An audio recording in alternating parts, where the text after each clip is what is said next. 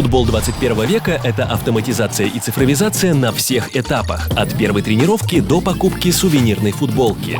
Вместе с нашим партнером «Газпромнефть. Цифровые решения» мы запускаем серию роликов, в которых рассмотрим основные инновации, изменившие игру.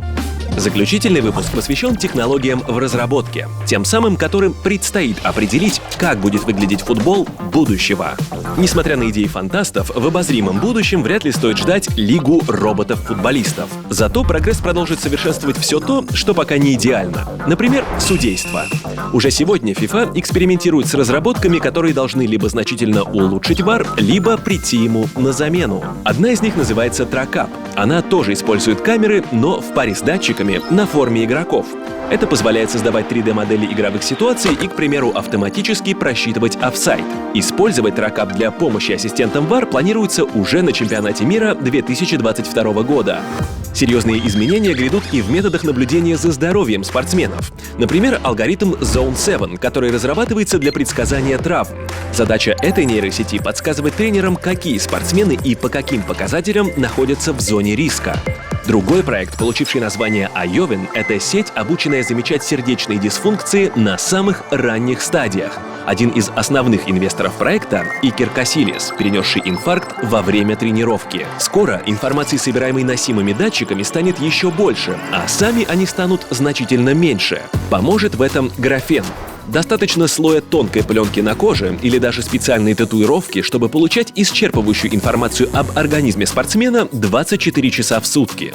Помимо мониторинга состояния футболистов, анализ этих данных позволит нейросетям оценивать перспективы молодых игроков. Алгоритмы смогут прогнозировать физическое развитие и рекомендовать тренировочные программы для достижения наилучшей возможной формы. А если собрать эти данные по тысячам юниоров со всего света в единую базу, она станет основой для системы нейросетевого скаутинга. Дальше больше. В командные виды спорта может ворваться коллективный разум. Ученые уже умеют связывать мозг человека с техникой напрямую, например, чтобы частично возвращать парализованным возможность двигаться. А когда появится технология, объединяющая нейронные импульсы нескольких человек в единую сеть, мы сможем увидеть на поле командное взаимодействие принципиально нового уровня, где все игроки действуют слаженно, как пальцы пианиста. В тренерскую работу технологии также готовы вмешаться. Нейросети могут быть полезны в тактическом планировании, подборе оптимального состава и математически точных заменах. Кстати, в 2019 году клуб 7-го английского дивизиона Leatherhead FC уже поучаствовал в эксперименте, на время передав руководство командой суперкомпьютеру IBM Watson. И хотя выйти в 6-ю лигу это не помогло, итогом стал подъем на 12 строчек в таблице. Это лишь немногое из всего, над чем сегодня работают ученые, коммерческие организации и энтузиасты.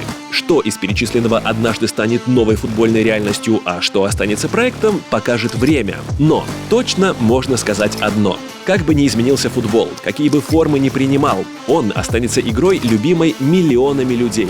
Игрой, объединяющей весь мир. И это, пожалуй, главное.